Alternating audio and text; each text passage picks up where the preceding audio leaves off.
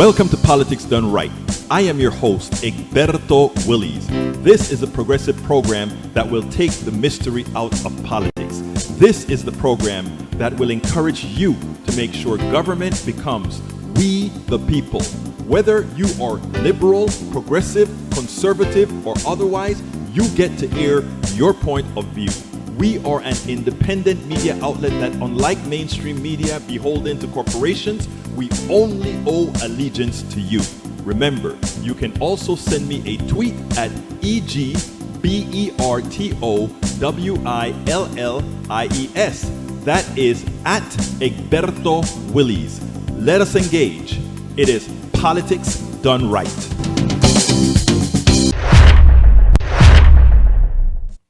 Well, folks, welcome to one more edition of Politics Done Right. I'm Egberto Willies, your host. Thank you so kindly for being a part of the show. We are going to have a great show for you today.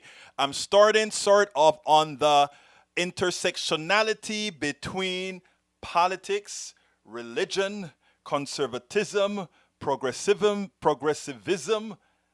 and a book. I want you to listen to this interview that I did yesterday that I was, I really, really, really enjoyed it. And I think you will too. And then on the other side, we'll cover all the new news that's coming out that you kind of wonder, how is America going to take it? Bolton's book is out. The numbers for COVID continue to rise. The states like Texas and Arizona and these other states the numbers are just rising fast. And it's like these people only want to wait to see if the emergency rooms are going to fill up, if the ICUs are going to fill up, then they'll do something about it, because otherwise the economy comes first. We don't care about humanity. We don't care who may get sick. Economy. That is what matters. Anyhow, folks, so let's go ahead and get busy. Here is the interview that I was telling you about. Let's get started. Welcome to one more edition of Politics Done Right. My name is Egberto Willies. I'm here with a very, very special person, Dr. Linda Seger. Did I say that correctly, Linda? You did. Excellent. Now, Linda, when I got information from your folks, I saw the title of the book. I saw a title that said something about donkeys. And when I saw that title that had something about donkeys, it kind of got to me. So I said, before we get into that, why don't you tell me a little bit about yourself? Well, I have a very unusual background because I've been in the film industry for many years, and I have a background in drama and theology, if you can imagine. Mm-hmm. But I'm a Democrat, I'm a Christian, and I got very tired of everybody thinking the only Christians in the world were Republicans. Mm-hmm. So I wrote, Jesus Rode a Donkey, Why Millions of Christians Are Democrats. My dear doctor, that is what we're going to talk about. Before we talk about that, I want to know about you. Oh, okay. So I have followed this unusual path for my whole adult life. I've had this interest in drama and I've had this interest in theology. And at times they come together, and at many times there's one half of me over on the right and one half of me over on the left. About 15 years ago, maybe 20 years ago, I realized that my spiritual interest, my theological interest, was not being fanned in the same way my drama interest was. So I began to write spirituality books, as well as writing books on screenwriting, because I've been a script consultant for years. And Jesus Rode a Donkey is one of the results of me putting together, in this case, theology and politics, before I was putting together theology and drama. So I've gotten pretty good at putting together things that don't seem to fit. That's interesting. Now, what is your background academically? Well, academically, I have 3 master's degrees and a doctorate in theology. So I have a master's in religion and the arts. I have one in feminist theology. I have one in drama, and I have a PhD in drama and theology. You spent a lot of time in school, didn't you? I spent a lot of time. Were you And like one of they, those, career students or something like that? no, you know what happened was I just kept following my blog. I kept Mm-hmm. following what was interesting to me, and somehow the degrees kept accumulating. And after the first master's, when I started working on the second, I thought, does this make sense? Yeah, but I'm so interested. And then they just kept happening. But I've spent a whole lot of time practicing and having a career as well. Well, let me tell you, that is actually a good thing. There's nothing better than someone that is very curious. One of the things that I think is lacking in this country right now is the basic sense of curiosity. And not having that curiosity is one of the reasons I think we're in the state that we're in today. Curiosity and imagination, being Right. creative, not just saying the same things and being direct over again. And I'll tell you, to me, one of the most exciting things recently with the protests have been people are thinking differently. And that's the whole thing, change, being willing to blue sky and brainstorm and saying, hasn't worked this other way, let's be a little imaginative. I mean, that's our God-given gift, right, of imagination. Well, you just gave the definition of being a progressive person. The actual name, the definition of progressive means moving forward. The definition of conservative mean maintaining where we are, conserving what we have. Yes. And I think the progressive, it is that imagination and looking into the future, looking to the past in terms of how it can guide us, but dreaming big.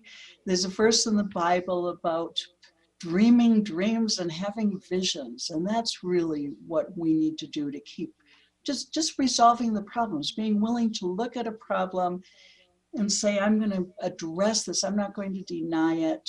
I want to move forward. Well, And I think another thing about progressive social justice. mhm. Well, that's an interesting thing. I mean, that you kind of took us off on a tangent by mentioning social justice right here. But that's interesting that you would say that. Why is social justice not universal? Because your statement would seem to imply that it isn't.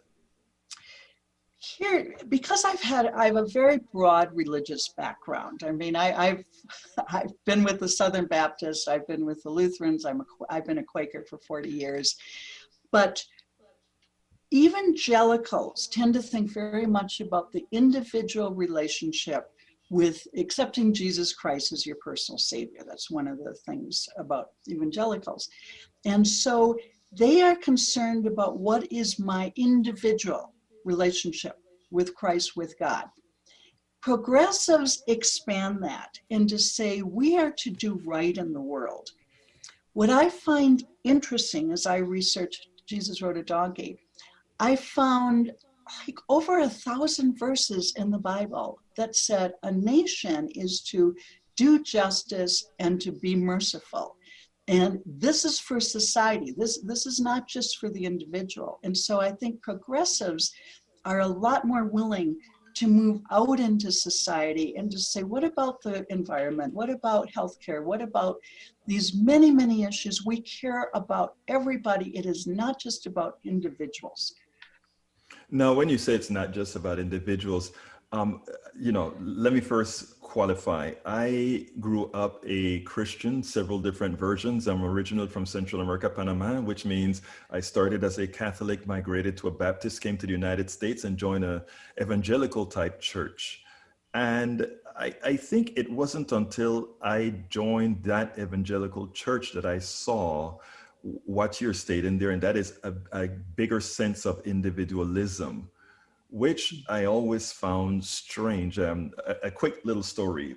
Back in the early days of college, during the apartheid system in South Africa, we presented a march to the church, this evangelical church.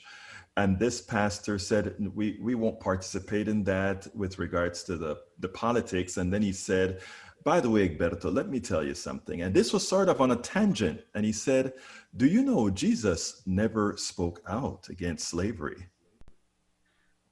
And I went and I read the whole New Testament. I became a humanist, but I read the whole New Testament. And by gosh, unless you tell me something that I don't know, the pastor may have been right. There's a whole lot of things Jesus never spoke out about. The book is only so, the Bible is only so long. But when you look at the sweep of the Bible, and that's what theology does, it looks at the whole sweep and says, what's the Bible talking about? One is overcoming oppression. And that was one of the first mission statements of Jesus, to set at liberty those who are oppressed. And then this whole sweep about saying we are to care about others. We are to love our neighbor. And Jesus said, our concept of the neighbor has to be bigger. It's not just your friend, your family, and the person next door. So part of the Christian is challenged to keep expanding this idea. Now, you can't have slaves and think this is okay because Jesus didn't happen to give a lecture about it. I'm a Quaker, and Quakers were one of the first abolitionists. In fact, they got rid of their slaves about 100 years before the Emancipation Proclamation. So Quakers always said, how do you treat someone? How do you speak to the God within the other person? How do you treat them with respect and equality? Quakers were also at the beginning of the women's movement, very active in all the civil rights movements. So we've always been in prison reform. We've always been in the middle because it makes sense. If you have the Holy Spirit and if you are trying to become a better person, you also want to create a better society. That is why we really should always watch what I think you refer to as a misinterpretation of Scripture. So Yes. how have we as a nation misinterpreted Scripture? Well, one of the biggest, what I call the biggest bad theology, in Genesis, it says that we are to have dominion over the earth and subdue it. And many people think that means you conquer the earth, you do what you want with the earth. But actually, this was God giving Adam and Eve in the Garden of Eden story the responsibility. How are we to treat the earth? If God says, I'm going to put this into your hands, are we to desecrate it? Are we to pollute it? Are we to not care? Are we to say whatever you want? Say, no, if it's a gift, it means to take responsibility as God would take responsibility. You get two very different theologies and different actions if you say it's about conquering the earth versus caring for the earth. And sometimes the addition is the word servanthood. We are to be servants, and therefore we are here to take care of. Now, Dr. Seger, that's interesting. I mean, when you brought up about taking care of the earth, etc. If you take a look at all the principles that progressives stand for, and that today, I won't specifically, let's say those that are evangelicals stand against, and we can talk about. You just talked about the environment, where we can talk about social services like healthcare, care for the family, all these things that would seem to indicate that it fits more, like you said, Jesus on a donkey, rode in on a donkey. It seems more apropos to that. Why do you think they have led themselves into that belief system, into that modal? Evangelicals tend to be more authoritarian than progressives. So it is not unusual to ask an evangelical, what do you think about this? And their answer is, I have to go ask my minister. And I have heard this said several times, and I think that's why they're followers of Trump, because the evangelical spokespeople say we have to follow this person, and so it's okay. As opposed to a progressive who would say, let me look at this. Let me think of it in big terms. I'll look at scripture. I'll look at theology. I'll look at what other people say. Maybe I'll talk to my minister, but maybe I'll talk to 10 other people. That because the minister is not the authority, but what happens, evangelicals will come up with an interpretation. And it's like, this is the interpretation we're all going to follow now. Okay. Progressives are more apt to think for themselves. And I think the other thing is progressives believe very much in the risen Christ. There's a very different thing than saying, what did Jesus say? What were those sentences I have to memorize? Versus how is Christ working in the world? What is that saving message of goodness, kindness, compassion, love? One of the early church fathers, St. Augustine, says, love and do what you will, which means if you get the love part right, you don't have to know 10,000 Bible verses. You got to get the love part right. That is almost like do unto others as you'd have them do unto you as well, right? If you don't want yourself hurt, you want to be treated that way, then you won't hurt somebody else, right?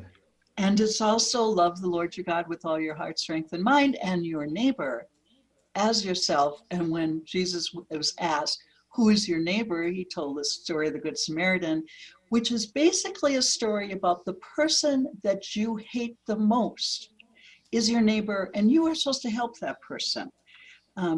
You might have seen that picture yesterday about the London protests where the black man was the white guy, I think was a white supremacist, I believe. Mm-hmm. That is what we're talking about. You see somebody in need, you respond. One of the activists that I work with, she actually made, I think her picture was a few years ago, was the the Times picture of the year or something like that, where one of those right-wing actually it was a protest, and she had to put herself between some supremacists. This a black woman put herself between the supremacists to save him, and those are the things that I think that is how you judge people the most, right? When it costs you the most, maybe not only in physically, but in friendships and so much more. Now, I want to go off on a diagonal here, because as a humanist speaking to a devout Christian, I always like to ask questions with regards to who is your God? What do you think is God? And how does that materialize itself into Jesus in your eyes? I think that there is a way to get in touch with the sacred. And Quakers have a lot of different words for this. So sometimes from a very Christian perspective, they say the Christ within or the Holy Spirit. Sometimes they say the light within. Sometimes they say the seed. They say there's this spiritual side of us that we nurture. And we nurture in many ways. I mean, we read spiritual literature, we maybe go to church, we pray, we meditate, and all of this. And I grew up Lutheran, so I grew up in a very liturgical, very strong Christian theology background. I went to many, many churches trying to find what fit for me, and then I found the Quakers. So I think what often happens, evangelicals many times will say, are you a believer? That is, do you believe in these dogmas in this list? Progressives are more apt to say, do you exhibit the work of the Holy Spirit? That is kindness, compassion, gentleness, joy, peace, love. You go through the whole list. So a progressive Christian, I think, is more apt to say, I am not making judgments with other people, but I do know if a Christian acts hatefully, that is not Christian behavior. And if somebody who is not Christian acts with kindness, Quakers say there is that of God within, regardless of how you define yourself and what your belief system is. And I think progressive Christians tend to say that God is not limited. It's not like saying God just can't work through a Muslim, or God can't work through a humanist, or that would say, no, that is not what we would believe. Is we believe there is that of God within that will work, and that's what attracts us. I mean, we form communities with people that we find kind. You know, that is, I think if more people would listen to that tenet that you just spoke about, he can work through the humanist, he can work through the Muslim, he can work through the Christian. I think a lot more people would accept that, would accept the religious then, but it's so patriarchal, it is so rigid, and I'm talking about the other side right now. Now you speak about, I tell you what, let's do it this way. Tell me a little bit about your book and show us the book. Guys, I want you to see this book. Okay. When I saw Jesus rode a donkey, I always used to say Jesus is a socialist. That's what I used to say. You're saying Jesus rode a donkey. Well, you don't have to say what I said, but I think, well, yeah. Yeah. What I do with this is I look at many of the different issues that we confront, and they are: how do we deal with healthcare? How do we deal with the environment, with war and peace, with even go into these hot button issues, abortion, LGBTQ rights. And I look at them first from the biblical perspective. Then I move to the theological perspective in terms of not just what are the individual verses, what's the sweep. I need to interrupt a second because Yes. that is not very clear. You said you Okay. first look at the biblical perspective and then the theological. Explain Yes. that, because most of Okay. my listeners would know what you're talking about. Yes. Okay. So let's just take homosexuality. You want to take that as Sure. a big hot button issue. So the first thing I do is I want to know how many verses in the Bible there are about homosexuals, and there are fewer than 10. Now, considering how evangelicals talk about it, you would think there's 3,000, but there are fewer than 10. Then I begin to look at those verses. What are the original words? What's the context? What is going on here? And I find, after I look at those, is that about 9 of those are about abusive sexual relationships, people taking advantage. So I find one verse in the holiness codes of 3,000 years ago, and we don't follow any other things about that. So from a Christian perspective, I come to the conclusion that I'm not so sure I could hold very tightly and cling to some kind of an attitude that we can't give people with a different sexual orientation their rights. Then I look at the theology, meaning the sweep of the Bible is about love. Love your neighbor as yourself. Do unto others as you would have them do unto you. And say, how could I, as a spiritual person, decide that I want to take away rights and not love the person who happens to be different than me?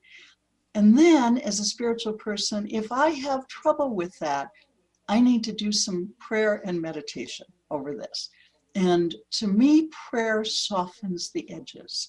Prayer helps us change our attitudes. It brings light into, and instead of holding to that position where we just say, oh no, I got to judge, you say, no, open it up.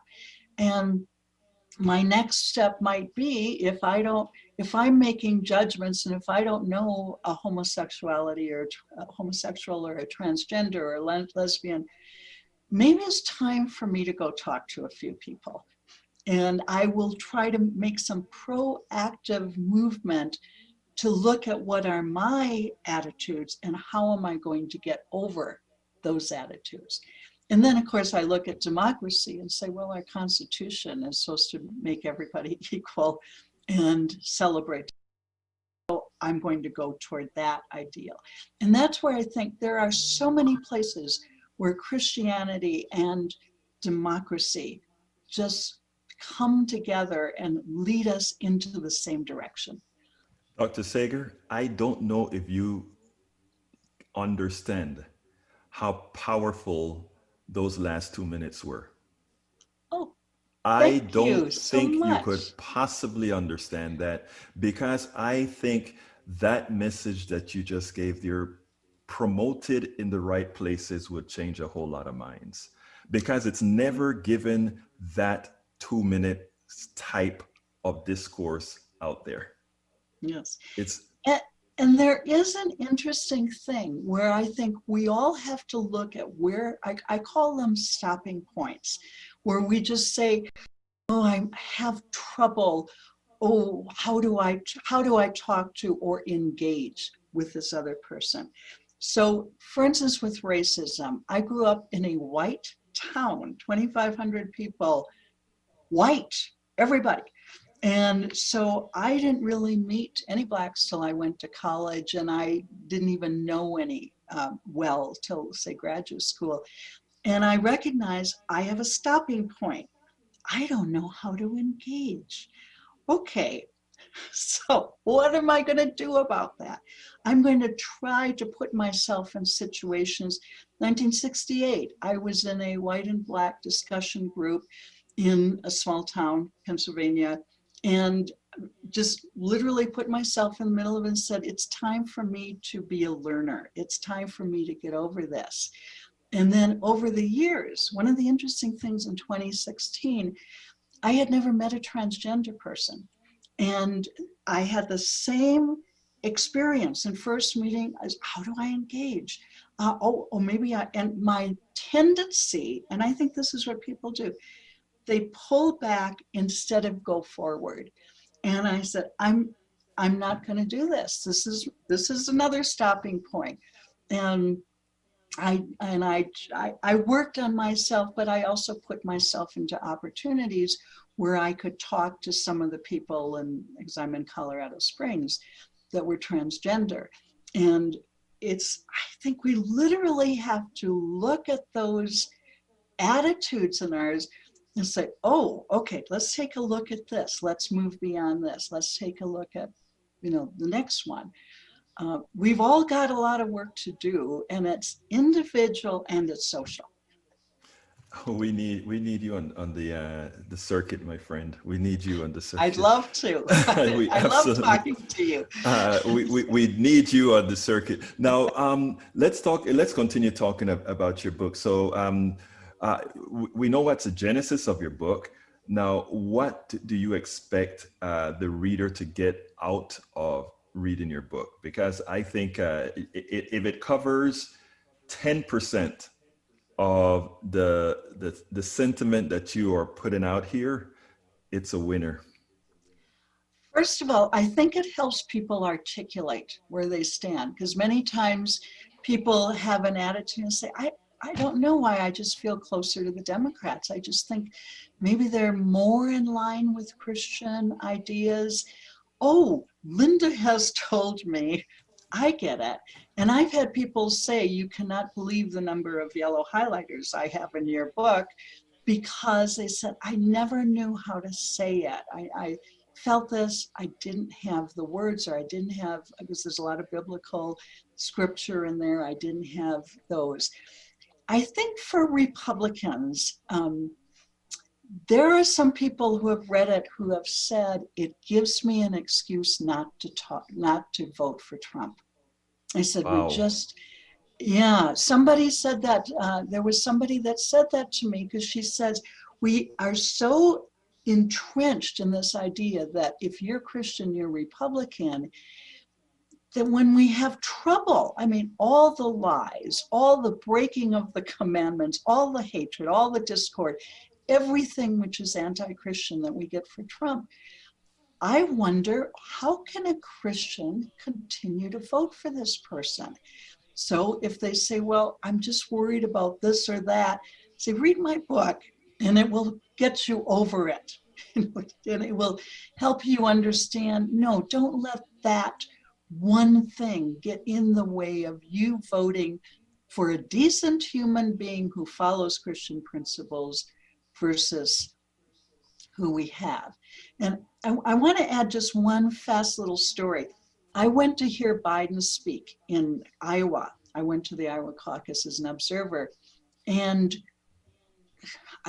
I was undecided till I went in. When I walked out of the building, I was a better person than when I walked in. And I said, that is what we can get from leadership, that it is supposed to bring our better angels to the forefront and not make us meaner and nastier and more divisive and more hateful. Now, two things further. Give us some highlights now of your book, and then I'm going to ask you something very political afterwards. Okay. So highlights of the book. One of the interesting things, the first chapter is about the search for unity, and it takes both the Christian and a democratic perspective. Our whole country since the 1600s has been this fight between, you know, I'm self-righteous, I'm the best, and I mean, this is what Christianity fights over, versus we've got to open this up. We have to go toward equality and diversity. And I trace really like a historical perspective of how we keep searching for that ideal as Christians and as people in a democracy. But one of the really interesting chapters for me is called The Poor and the Needy, the Widows and the Orphans, because there are thousands of verses that say you will be judged by how you treat the people who are the marginalized, the outcasts, the poor. And remember Martin Luther King said, a nation will be judged not by how it coddles the rich, but how it treats the poor. Right. And that's, it's amazing because many Republicans and evangelicals or Republican Christians, they can be very heartless. It's kind of like, well, our church has a mission and we will help and we give cradles and blankets. And you say, but what about the bigger picture? What about the social picture here? So that becomes extremely important. It's called in theology sometimes a preference for the poor. And it says, if you have to take a stand someplace, you're going to take the stand for the poor and the outcast. You do not take the stand for the wealthy and the privileged. That doesn't mean you don't want them to have equal rights, or doesn't mean you hate them. It just says we need to be very much about how do we care for the people who are disadvantaged. Politically speaking, I think after speaking to you for some time now, that you think it would be an issue for Trump to get another 4 terms. I mean, 4 years. How do you approach speaking to people with your belief without alienating them to the point that they don't want to buy your book? That's just and that's their right. And actually, when I first thought of the book and how I wrote it, was this really more of a voice for Christian Democrats? Thought my job on this is, God bless whoever can take on this job, but said, I'm not going to change the mind of the really conservative, the Trump lover, the Trump idolater, that don't even. That is so important what you just said there. That is exactly, because nothing works there, right? Yeah, and so we have to sort of say, what is my job with this versus somebody else's job? My job with this is give a voice to the Christian Democrat and Republicans who might say, that might be good for me to read that. It might give me an excuse for why I can cross over, at least in this election. That's what I hope to do. I don't need to take on the world. I have my little place in the chain of things, you know, I have my calling, and somebody else, I hope, has that calling of what do you do with everybody else. Well, you do it very well. Now, Dr. Seger, what would you have liked me to ask you that I haven't asked you? Oh, that is that's what we call an adorable question. I'll tell you one of the interesting things in me pulled in this book. I am not a divisive person, and I had never written a book that was divisive in any way. And I had to pray a lot about doing this book. But I think because I have such a broad background religiously, growing up Lutheran, I got baptized the second time as a Southern Baptist. I sang with the Southern Baptist choir in Carnegie Hall. So I've been with the Presbyterians, the Methodists. I have a Catholic spiritual advisor who's a nun. I have a very, very broad background religiously. I know my Bible quite well because I was a fundamentalist for a while. Then I was an evangelical. Now I'm a Quaker. So I bring a really quite a broad perspective. And then I grew up Republican and became Democrat, and my father and my sister stayed Republican, and my mother and I became Democrats. So I really write the book from a very broad perspective. Dr. Linda Seger, author of the latest edition of the book, Jesus Rode a Donkey, Why Millions of Christians Are Democrats. Thank you so kindly for having been on Politics Done Right. I must say that this humanist really enjoyed speaking to this Christian. Yes, and I totally loved being on your show. What a great host you are, and thanks so much. Thank you very much. Okay, folks, I hope you enjoyed that. That was Linda Seger. Linda, I haven't completed reading the book. I get a ton of books from several authors, but don't have the time to go through all of that. So I have to kind of depend on synopses and then go ahead and make sure that I can get information from the author, etc., etc., etc. Anyhow, I need to bring up something here with regards to a blog post that I made, and I should have had it ready when I came out, while that was playing, but I'm going to go ahead and do that right now. For those of you who are listening, remember that you can support Politics Done Right. If you're on YouTube, you can give us a top chat, or I think they call it a top chat or something like that. If you're on some other network, you can go to patreon.com/politicsdoneright. Let me go ahead and become a subscriber. Thank you so much, AVQ, for the kudos. But let's stay with me, guys, because I want to give a sort of a, remember what I tell you. If I feel that I make a mistake in something that I write, the first thing I do is I make it right both in a blog post and on air. Now, this one here is sort of, this one here is a mixed errata, if you know what I mean. And I'll explain it in a minute. I'm going to play what I played and what I blogged, and then I'm going to give an update thereafter. So let me go ahead and play what I blogged, and then we'll take it on the other side. But I want to be transparent, and I don't want to create any issues here. So here we go. I wrote a blog titled, Georgia Officer Held 5 Black Young Teenagers Going Through a Neighborhood at Gunpoint. And I stuck with that heading. That's a factual heading. But what I said was, here we go again. Police officers decided to hold young teenagers at gunpoint as they walk through a Georgia neighborhood. And the scene looks bad. And here's what I played. Let me play it. What's happening people complain when we try to say what's happening in police departments is systemic, that there is in fact systemic racism. There are systemic problems throughout the country. And when you see the behavior of all police departments seem to be congruous, seem to be exactly the same. They treat bodies of people of color quite differently than they treat bodies otherwise. I have an interview that I did that's coming out tomorrow with a father and son that's going to put a whole lot more of this into perspective. But today, I got yet one more video that was very, very disturbing. And what I want to do is play pieces of it for you. It's right here in the I just blogged it. Take a listen to this.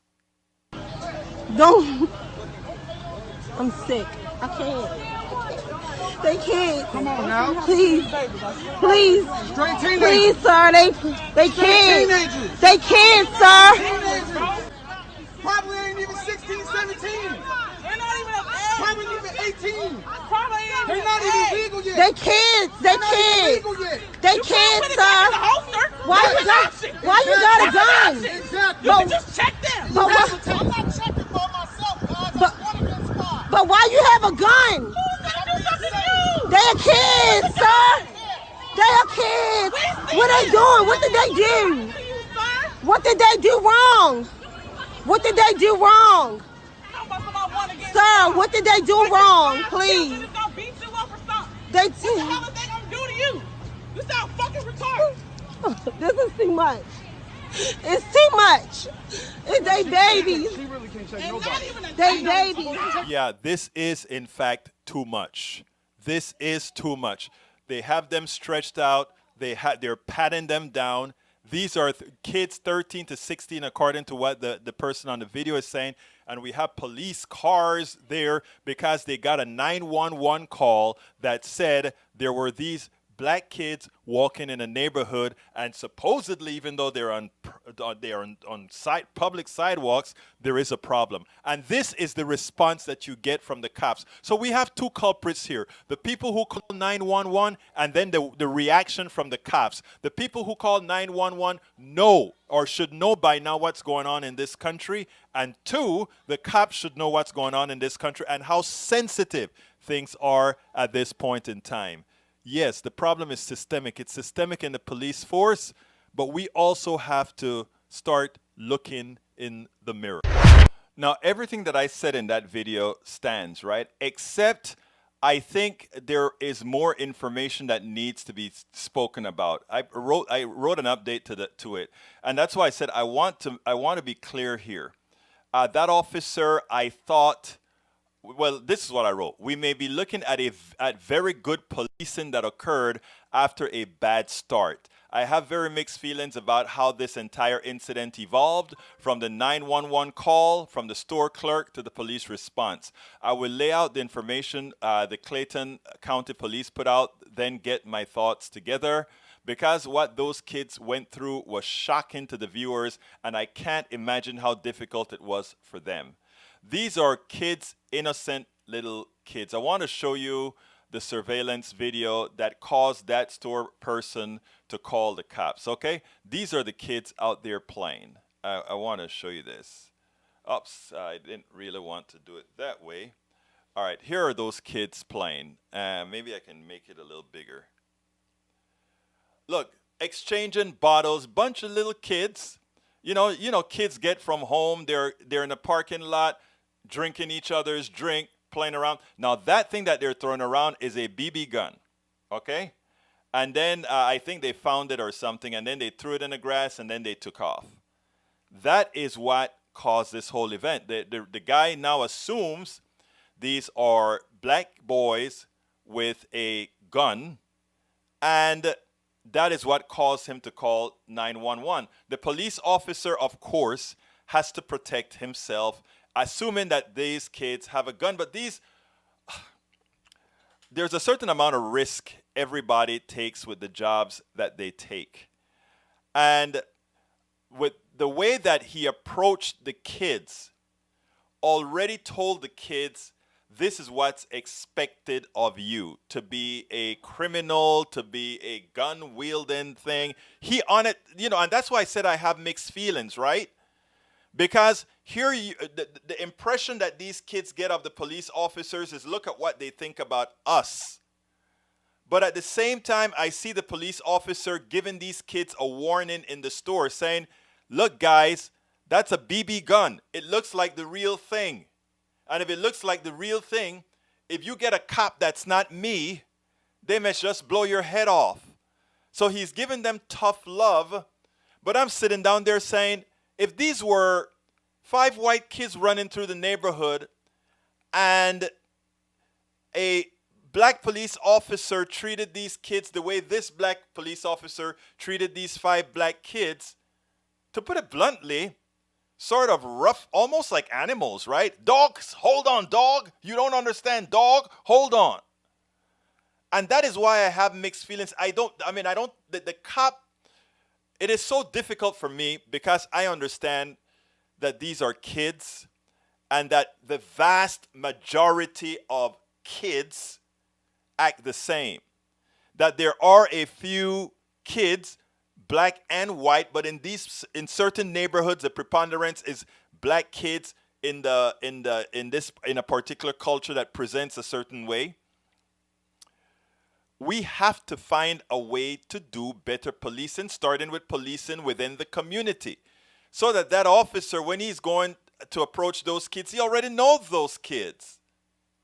He already knows those kids, right? And we won't have this potential problem where these kids are treated like animals. So the reason I wanted to clarify this is I didn't want a bad feeling on the Clayton Police Department, which I thought they released all this data so quickly before I was done writing the blog on Daily Kos. And folks, don't forget, Daily Kos is a good progressive site that we all should support, as well as supporting egbertowillies.com on my site and others. If you're on YouTube, don't forget, give me a super chat, give me what they call a top chat, support us. But what I wanted to do is to be completely transparent, not to make a police department evil that isn't evil, because this Clayton County Police Department wanted to be transparent. I imagine it's because it's these times. I don't know the history of the department, but on this particular incident, where I think those kids got treatment they didn't deserve, it is treatment that I somewhat understand, and I would love for that police officer to be able to go ahead and give each of those guys, those kids, a hug and just say something to the effect, look, we are in some difficult times right now. I am assuming nothing about you. I have a child to go home to as well. And if somebody tells me, falsely or not, that you are walking with a gun, I have to verify that you're not carrying a gun. But I also want it to be known that too many times this treatment is not, it's only afforded to black kids and not all kids. And Ruth, the guy who was pleasantly let into that church, Mother Emmanuel's church, because of the preconceived notions of who people are, nobody expected him, right, to do that. And like I've spoken about shoplifting and all that kind of stuff, we can assume nothing. Racial profiling does not really work. In fact, racial profiling works against you if the perpetrators are smart. In other words, if I know racial profiling works in a store and I want to be a thief, I would go call up several of my white friends and say, "Hey, brother, let's go on a mission." And I will go in there with 2 or 3 black folk and 5 or 6 white folk, and we'll go through that store. And as I am allowing them to follow me around the store because of my hue, my white brothers and sisters will be cleaning their clocks. Same goes with aviation and all these other things. Racial profiling does not work because it can always be defeated based on the idiocy of the concept. That's all I have to say about that. Anyhow, let me run to the messages, my brothers and my sisters. Okay. All right, let's start. Michael Rudnin says the only good police officers are those who refuse to abide excessive force by their fellow violent cops. Thank you. And that's what I've been saying for a long time. In other words, if you are allowing bad cops to get away with it because of your silence, you are just as bad. Senor Michael, I'm not going to read the rest, but you're correct, sir. When police officers volunteer their jobs as part of the defund the police movement, Blue Flu, show us which jobs are unnecessary. Hermano mío, I never thought about that one, Rudnin, but I like that. Let's expand on that. Let's expand on that. That's a good point, brother. Okay, I have AVQ watching from YouTube. Thank you, brother. Thank you for watching from YouTube. We also have Michael Rudnin back again. Coronavirus first wave. The overall death toll is on the decline, but they're still losing over 1,000 per day. What a death toll to be to like, huh? Bruce Pillar, the question is, what can we do now? I can give it up, but who to follow? No, you don't have to give anything up. I'm a humanist. I don't believe in. It's not a. I don't. I believe there's something out there that I am presumptuous. I cannot be an outright atheist, but I don't believe in religion or anything like that. But I accept people who do, and I respect people who do. I am starting to think that there are under the curve in oh yeah, I think you're talking about the coronavirus stuff. Okay, let's see. Curiosity is a cure to ignorance. Absolutely so. Boomer says atheists get it right and left. Okay, Boomer. Boomer, you? All right, let's see what else here. Never read the book. No, read the book. You can always learn from even those, Brother Boomer, that you believe you can't learn from. I read things that I think are silly and many times come out being the silly one because I did learn something from it. You can always learn. Don't forget that. Let's continue here. Boomer, natural history is sacred and belies much of fables. Understand humanity's road is harder and longer. It is harder and longer. But again, I used to discount religion. I don't anymore. I've grown up. That's what I tell myself. I force myself to grow up to understand that some people get things out of religion that they don't get elsewhere. So therefore, religion also has a purpose. You know, whether it's real fantasy or otherwise, that's above my pay grade. But people get something out of it, let them continue getting something out of it. And that's how I grew up. At first, I wanted religion gone because of what they did when I was in college. But now I understand. Okay, let's see. No, the lines of detente must move, Boomer you. Okay, I don't know what that means. Maybe something that I missed. Rose William, welcome aboard, my friend. How you doing? Let's see. Boomer you. God, don't say that, Boomer you, because but Brother Boomer you said you're an atheist. I think I read up top. Maybe I'm wrong. But assuming you're an atheist means you don't believe in God, so then God can't suck because you don't believe in God. Come on, Boomer you, my brother. Okay, let's see. Para ver. AVQ, another thought. God hates amputees. What are you doing, AVQ? Come on, AVQ. All right, let's see. Senor Reynolds. Hey, everyone. Brother Reynolds, I hope you were here and not just getting here that late. 30 minutes into a show. That means you would have missed that great lady, Linda Seger. Very good speech. I see I might prefer Democrats because at least they lie to me about being for the issues I care. Rudnin, let me tell you, Rudnin, but we are going to elect real people that are going to do the real things, brothers. Okay, let's see what else here. Michael Rudnin, Biden, Come on, Michael. Come on, Michael Rudnin. You know what I said, Michael Rudnin? Okay. Bernie's ideas and passions. I like Bernie's ideas and passion. I was a Bernie delegate. AVQ, Greens are closer to Bernie's ideas and passion than establishment Democrats. Yeah, but there are some interesting issues with Greens too, my brother. AVQ also says, and yes, there are some progressives in the Democratic Party, but not nearly enough of them. But guess what? Our generation, your generation is going to make a change of that. All right, let's see. I can't read them all, but AVQ says, Egberto is my favorite. Try my best to watch daily. Promote it then, brother. I appreciate you for saying, man, that melts the heart. That melts the heart. Thank you, brother. I appreciate that. Please remember to share AVQ. All right, let's see. Norman, Michael, please explain how you perceive another choice than the binary Trump-Biden. Uh-oh.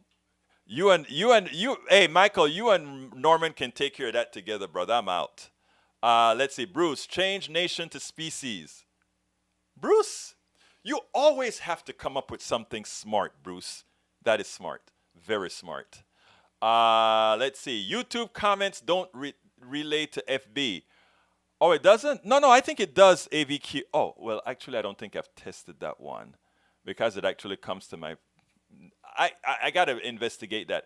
I rode a donkey once. That's Jesus. ¿Cómo estás, Jesus?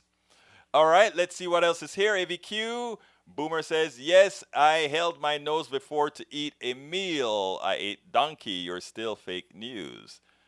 I ate donkey. You're still fake news. Boomer, are you calling your friend fake news, Boomer? I don't think you're meaning that I'm giving you fake news, brother. But I still love you. Nothing. I still love you. All right, let's see.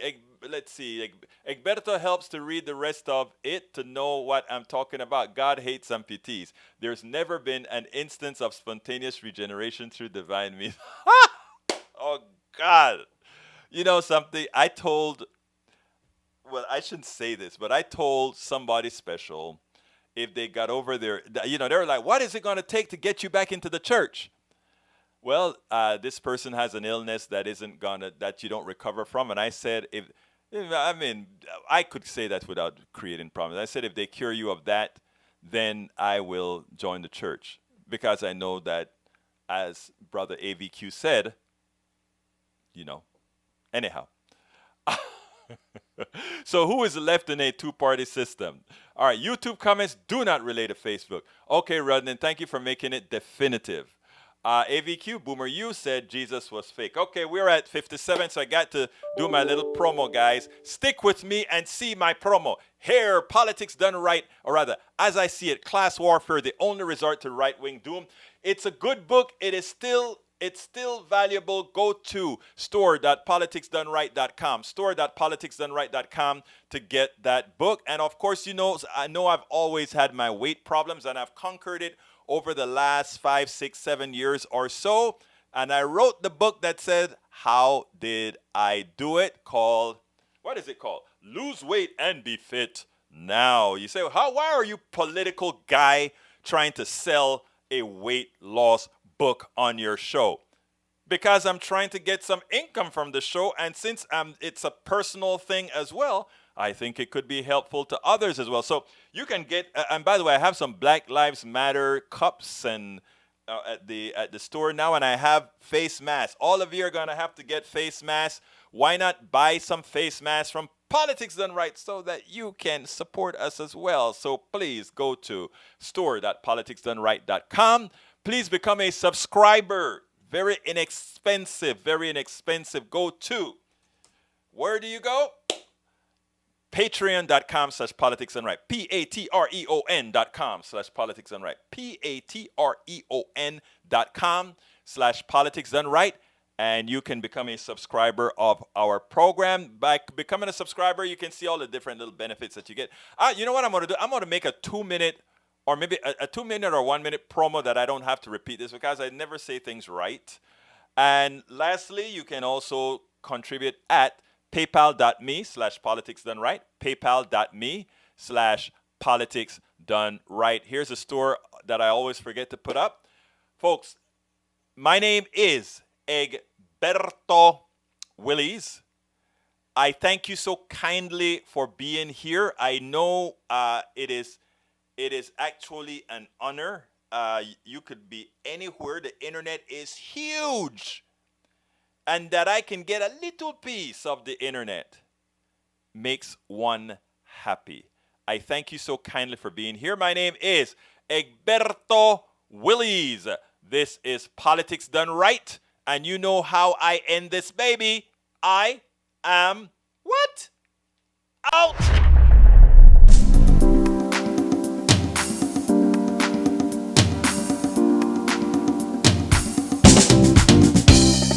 Welcome to Politics Done Right. I am host Egberto Willies. This is a progressive program that will take the mystery out of politics. This is the program that will encourage you to make sure government becomes we the people. Whether you are liberal, progressive, conservative, or otherwise, you get to air your point of view. We are an independent media outlet that, unlike mainstream media beholden to corporations, we only owe allegiance to you. Remember, you can also send me a tweet at EGBERTOWILLIES. That is at Egberto Willies. Let us engage. It is Politics done right.